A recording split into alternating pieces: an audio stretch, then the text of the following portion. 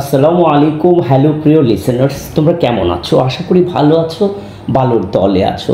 যে যেখান থেকে আমাকে শুনছো, প্রতিনিয়ত তোমাদেরকে চেষ্টা করি নতুন নতুন ভৌতিক গল্প উপহার দিতে। আজকে তেমনই একটা ভৌতিক গল্প নিয়ে আবার তোমাদের মাঝে উপস্থিত হয়েছি। আজকে কোনো লেখকের লেখা নয়, আজকে আমাদের একজন লিসেনার্স যিনি আমাকে পাঠিয়েছেন সুদূর গাজীপুর থেকে, তার জীবনে ঘটে যাওয়া একটা গল্প, যিনি আমার প্রতিনিয়ত আমার গল্প শুনেন আমাকে জানিয়েছেন। আপনাকে অসংখ্য ধন্যবাদ। তার জীবনে ঘটে যাওয়া অনেকটি ভৌতিক গল্প আজকে তোমাদের মাঝে এই এপিসোডে তুলে ধরবার চেষ্টা করব। তবে ভূতের গল্প প্রতিনিয়ত উপহার দিই বলে আমরা কিন্তু কখনো মিথ্যা কুসংস্কারকে আমরা প্রশ্রয় দেই না, কিংবা মিথ্যা কুসংস্কারকে আমরা পাত্তাও দেই না। মিথ্যা কুসংস্কার তোমরা কখনো বিশ্বাস করবে না কিংবা সমাজে রটাবে না, কারণ একটা মিথ্যা কুসংস্কার একটা সমাজকে ধ্বংস করে দিতে পারে। একটা সময় ছিল ভূতের গল্পের জন্য আমরা অধীর আগ্রহের সন্ধ্যাটার অপেক্ষায় করতাম, দাদা নানি পিসি মাসির মুখ থেকে আমরা ভূতের গল্প শোনার জন্য। এখন হয়তোবা সেই ভূতের গল্পগুলো ওভাবে আর শোনা হয় না, কিন্তু কোনো কোনো প্ল্যাটফর্ম মাধ্যমে আমরা সেই ভূতের গল্পগুলো শুনে থাকি। তো আর কথা নয়, আমাদের যে ভাইটি আমাদেরকে যে সত্য ঘটনা অবলম্বনে যে আজকের এপিসোডটা পাঠিয়েছেন, উনি যেভাবে আমাদেরকে মেল করেছেন, আমাকে মেল করেছেন, ঠিক সেভাবে আমি গল্পটা পড়ে নেব। তো গল্প শুরু করার আগে যেটা বলবো, তোমাদের জীবনে ঘটে যাওয়া, তোমাদের যে কোনো জায়গায় ভৌতিক কোনো গল্প ঘটে যাওয়া আমাদের মেইলে পাঠিয়ে দিতে পারো। ডেসক্রিপশন বক্সে আমাদের মেইল নাম্বার দেওয়া থাকবে। যে গল্পটা পাঠিয়েছেন তিনি হচ্ছেন আমাদের ইসমাইল ভাই, তার জেলা গাজীপুর। তিনি পাঠিয়েছেন, যেভাবে পাঠিয়েছেন আমি সেভাবে পড়ছি। লেখাপড়া তেমন করা হয়নি, মধ্যবিত্ত করে জন্ম নেওয়া, কোনো রকমে ক্লাস 8ম শ্রেণী পাশ করেছি। কিন্তু সংসারের অভাবের টানাটানির জন্য একটা চাকরির বড় প্রয়োজন ছিল। আমার বাড়ি যেহেতু গাজীপুর রেল স্টেশনের পাশে আমাদের বাড়ি, তো ওখানে রেল মাস্টারের সাথে আমার খুব জানাশোনা ছিল। মাঝে মধ্যে বিকেলে এসে বসে চা খেতাম, গল্প করতাম, তারপর নানান জীবনের গল্প করতাম। তো তার কাছেই আমি একদিন দাবি করে বসেছিলাম যে আমাকে কোনো রেলের কোনো চাকরি দেওয়া যায় কি না। তো উনি বলল চেষ্টা করে দেখবেন, যদি ফাঁকা থাকে রেল কোম্পানিতে চাকরি দেওয়া যায় কি না। তো সেই চেষ্টায় কেটে গেল 2-3 মাস। আমি বারবার তার মধ্যে আসা যাওয়া করি। বেকারত্বের কষাঘাত ফ্যামিলিতে অনেকভাবে চেপে ধরেছে। বাবা একমাত্র উপার্জনকারী, আমরা 3 ভাই 2 বোন, সবাই ছোট, আমি সবার বড়। কিন্তু আমি কোনো চাকরি না পাওয়াতে অনেকটা হতাশাগ্রস্ত হয়ে পড়েছিলাম। আমি কি করব ভাবছিলাম, কি করা যায় ভাবছিলাম। এ করতে করতে হতাশার মধ্যে একদিন একটা সুসংবাদ পেলাম। স্টেশন মাস্টার আমাকে ডেকে পাঠালেন, আমাকে বললেন যে তোমাকে একটা গার্ডের চাকরি দেওয়া হয়েছে, একটা গার্ডের চাকরি দেব রেল কোম্পানিতেই। সেটা হচ্ছে নরসিংদী জেলা রায়পুর আর মেথিকান্দা রেল স্টেশনে। সেখানে মাস্টারের সহযোগী হিসাবে তুমি থাকবে। রাতে সেই টিকিট ঘরটা, মাস্টারের ঘরটা পাহারা বাবদ তুমি সেখানে থাকবে। আমি করব কিনা, আমি এক কথাতে রাজি হয়ে যাই। এবং আমি এক কথাতে রাজি হয়ে যায়। বেতন কত সেটা আমার বড় প্রশ্ন না, আমার হচ্ছে একটা চাকরি হয়ে গেছে, এটা হচ্ছে সবচেয়ে বড়। আমি বাড়িতে গিয়ে যখন কথাটা বললাম, সবার মুখে হাসি। সেই হাসিটা ছিল অনেক মূল্যবান। আমি একটা কাজ পেয়েছি, কত টাকা পাবো, কিভাবে পাবো সেটা বড় কথা নয়, আমি একটা কাজ পেয়েছি। তখন মাস্টার সাহেব আমাকে ঠিকঠাক মতো ঠিকানা পৌঁছে দিলেন, কাগজপত্র যাই ছিল দিয়ে গেলাম। উনি রেল কোম্পানিতে পাঠিয়ে দিলেন, আমাকে পোস্টিং করে দিলেন নরসিংদী জেলা মেথিকান্দা রেল স্টেশনে। আমি যথারীতি চলে গেলাম। আমি রেল স্টেশন চলে গেলাম, রেল ধরেই চলে গেলাম। যে ঘটনাটা বলছি সেটা অনেক আগের কথা, এখনকার মতো আর এত আধুনিকতা ছিল না রেল স্টেশনগুলো। আমি মেথিকান্দা গিয়ে পৌঁছালাম। উনি আগেই বলে দিয়েছিলেন রেল মাস্টারকে যে ওনার একজন সহযোগী আসছে। আমি গিয়ে আমার পরিচয় দিলাম, আমার সব কিছু ঠিকানা বললাম। উনি আমাকে গ্রহণ করলেন এবং উনিকে থাকার জন্য রেল স্টেশনের যে ঘরটা, স্টেশন মাস্টারের ঘরটা, ছোট্ট একটা রুম, সেখানেই আমার থাকার ব্যবস্থা করলেন। এবং উনি বললেন যে আমি এখানেই থাকতে হবে এবং এখানেই রান্না করতে হবে, সাথে একটা টয়লেট গোসলখানা আছে, ব্যাস। আমি 7-5 না ভেবে আমি রাজি হয়ে থাকতে শুরু করলাম। প্রথম রাতে আমি মাস্টারের কাছ থেকে সব কিছু বুঝে নিলাম। উনি আমাকে বলল যে রাত 11টায় লাস্ট যে ট্রেনটা, সেই ট্রেনটা 11টা পার হওয়ার পর আমি যেন এই রুমের তালা দিয়ে আমি ওখানে শুয়ে থাকি, আর কোনো কাজ নেই, ব্যাস। তখন আমি তার কথা মতো সেই একটা ট্রেন পার করলাম। রাত্রে 11টায় যথারীতি ট্রেন আসলো, আমি পার করলাম। আমি যথারীতি রান্না করলাম, খেলাম, ঘুমিয়ে পড়লাম। এভাবে চলছিল ভালোই।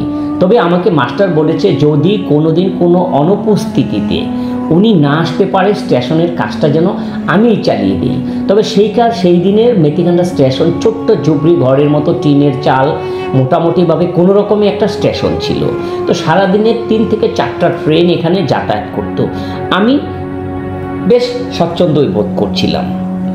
এক সপ্তাহ পরে যে ঘটনাটা আমার সাথে ঘটে গেল সেটা হচ্ছে, স্টেশন মাস্টার চলে গেলেন, একটু তাড়াতাড়ি চলে গেলেন। রাত 11টা ট্রেন, উনি রাত্র 8টা 9টায় চলে যান। আমাকে বুঝিয়ে দিই, এই স্টেশনে তেমন একটা যাত্রী নামে না কিংবা ওঠেও না। এখানে সর্বোচ্চ 10-15 জন যাত্রী, এই এলাকার যাত্রী নামে এবং এখান থেকে ওঠে যারা ভৈরব বা কুমিল্লা বা চট্টগ্রাম চলে যায়। তো আমাদের এখানে এক্সপ্রেস ট্রেনগুলো বেশি একটা ধরে না। এক্সপ্রেস ট্রেনগুলো দু একটা আসছে, সেটা রাত 11টার দিকে লাস্ট এক্সপ্রেস ট্রেন একটা থাকে যেটা চট্টগ্রামের উদ্দেশ্যে চলে যায়। তো আমি ওই দিন, এক সপ্তাহ পরের গল্পটা বলছি, যে এক সপ্তাহ পর স্টেশন মাস্টার যখন চলে গেল তখন রাত 8টায় উনি চলে গেল। রাত 11টা ট্রেন আসবে সেই অপেক্ষা আমি ঘুমাইনি, রান্নাবাড়াটা এই ফাঁকে সেরে নিলাম এবং খাওয়া দাওয়াটা সেরে নিলাম, যে ট্রেনটা বিদায় করে শুধু আমি ঘুমিয়ে পড়ব। তো যাই হোক, রাত 11টায় ট্রেন চলে আসলো, যাত্রী সর্বোচ্চ 7 থেকে 8 জন নামলো এবং তারা যার যার মতো গন্তব্যে চলে গেল। শুনশান নীরবতা, স্টেশন আবার সেই আগের ভুতুরে স্টেশনের মতো দাঁড়িয়ে রইল, শুধু সোডিয়ামের 2টা লাইট জ্বলছে। আমি যথারীতি আমি চলে গেলাম আমার রুমে। যখন রাত 12টা কিংবা 12:30 কিংবা 1টা বাজে, তখন হঠাৎ করে আমি হইচই একটা শব্দ পেলাম। মনে হচ্ছে রেল লাইনের উপরে কোনো একটা কিছু ঘটছে, মানুষের হইচই এরকম একটা করে। আমি একটু ঘুম ছিল চোখে, আমি আবার উঠে স্টেশনে এসে দাঁড়ালাম। স্টেশনে এসে দাঁড়ানোর পর আমি কাউকে কিছু দেখলাম না। আবার ঘরে চলে গেলাম।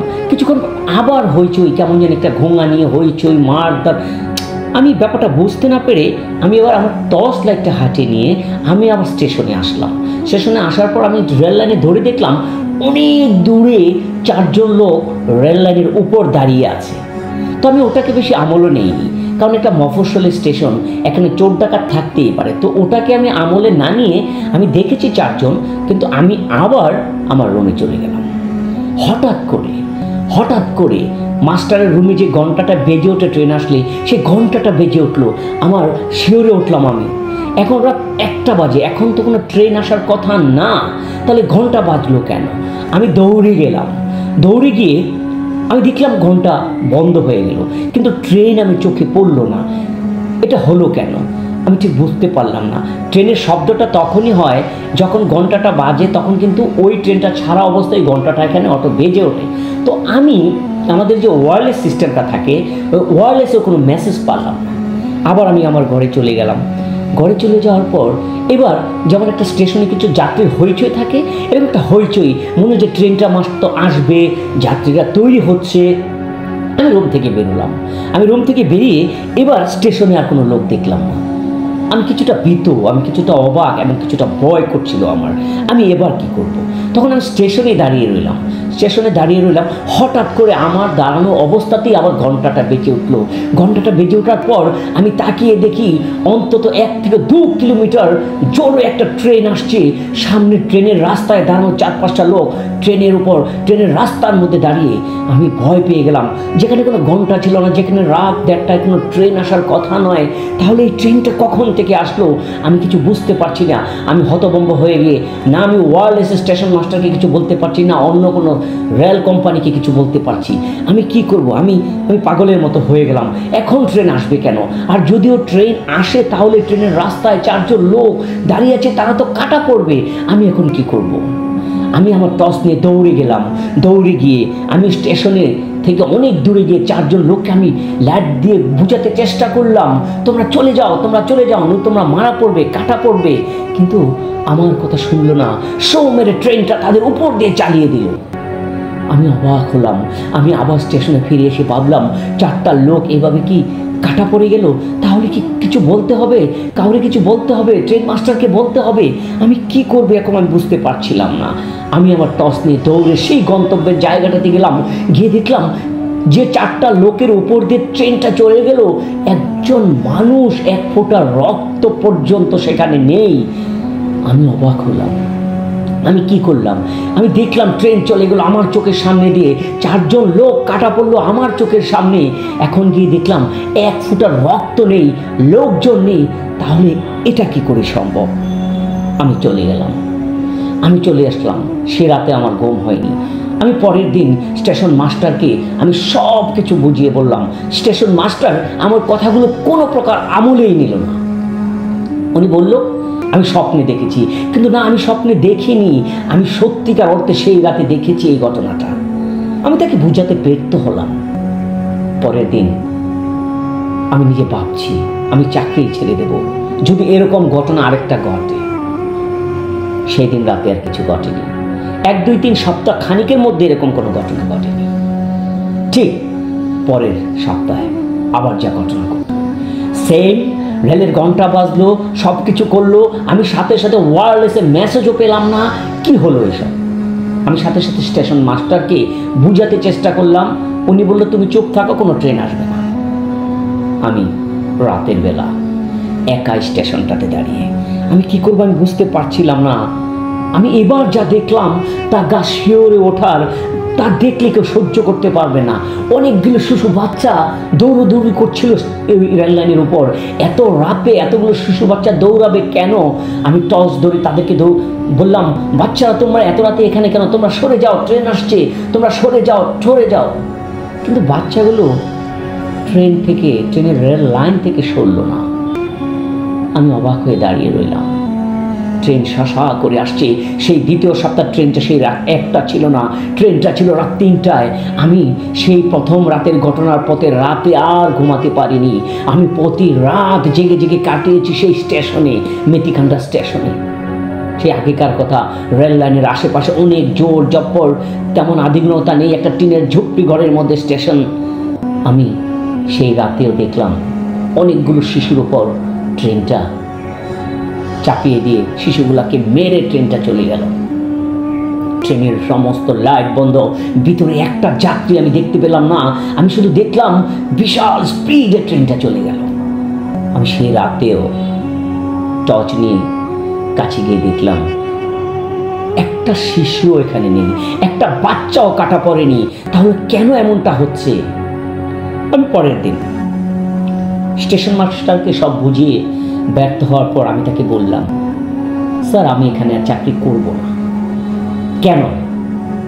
আমি বললাম, আপনি আমার কথা শুনছেন না কেন? আমি নিজে দেখেছি। এটা কি আমার কোনো দুঃসংবাদ যে আমি এরকম ট্রেনের নিচে কাটা পড়ব? তিনি গাজীপুরে সেই স্টেশন মাস্টারকে জানালেন, রেল কোম্পানিকে জানালেন যে ছেলেটা এখানে আর কাজ করবে না। কেন করবে না? তারা সেইভাবে কোনো জবাবদিহিতা স্টেশন মাস্টার দেয়নি রেল কোম্পানিকে, শুধু বলেছে ও করবে না। কিন্তু আমি জানি কেন আমি সেই দিন এখানে চাকরি ছেড়েছি। কারণ এই ঘটনাগুলো আমি সইতে পারছিলাম না। আমি একটা সময় ভেবেছিলাম হয়তো বা আমারও মরণ হতে পারে। তো আমি সেই রাতের পরের দিন স্টেশন মাস্টারকে বলে আমি সেই চাকরি থেকে চলে এসেছি। বহুদিন পর আমার জীবনের ঘটনাটা আমি আপনাদের ইমেলে পাঠিয়েছি, গল্প বলা, ভূতের গল্পতে এটা বলার জন্য। জানি না আমার এই লেখা, আমার এই মেল পাঠানো ভিউয়ার্সরা কতটুকু বিশ্বাস করবে, কিন্তু আমার জীবনে এটা সত্যি সত্যি সত্যি অর্থেই ঘটে গিয়েছিল। আজ অনেক আধুনিক হয়েছে স্টেশনগুলো, কিন্তু সেই দিনের কথা আজও মনে পড়ে। সেই কথাটা হচ্ছে আজ থেকে প্রায় 28 থেকে 29 বছর আগের কথা।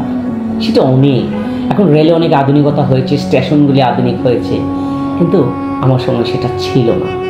আজকে এ পর্যন্তই আমার গল্পটা ছিল।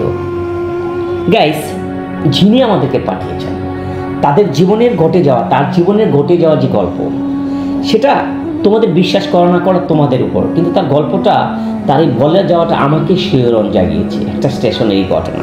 তো তোমাদেরও যদি এরকম কোনো ঘটনা থাকে, তোমাদের ঘটে যাওয়া কর্মস্থল জীবন, স্কুল জীবন, কর্মস্থল ঘটে যাওয়া কোনো ঘটনা এরকম থাকে, তাহলে তোমরা সরাসরি আমাদেরকে হোয়াটসঅ্যাপ কিংবা মেলে সেই গল্পগুলো পাঠাতে পারো। যে গল্পগুলো আমরা ঠিক ইসমাইল ভাইয়ের মতো করে, ইসমাইল ভাইয়ের গল্পটা বললাম যেভাবে, ঠিক সেভাবে গল্পটা আমরা প্রত্যেকটা দর্শকের সামনে তুলে ধরবার চেষ্টা করব। তো তোমরা যে যেখান থেকে শুনলে সকলের কাছে অনুরোধ থাকলো, যদি ভুল ভ্রান্তি শব্দ উচ্চারণ কিছুতে ভুল থাকে সেটা সকলের কাছে ক্ষমা চাচ্ছি, ক্ষমা করে দিও। আর যদি পারো চ্যানেলটা সাবস্ক্রাইব করে বন্ধুদেরকে শেয়ার করো, একটা কমেন্টস করে জানিও ইসমাইল ভাইয়ের এই গল্পটা কেমন হলো। তো বন্ধুরা ভালো থেকো, ভালোর দলে থেকো। আল্লাহ হাফেজ, নমস্কার।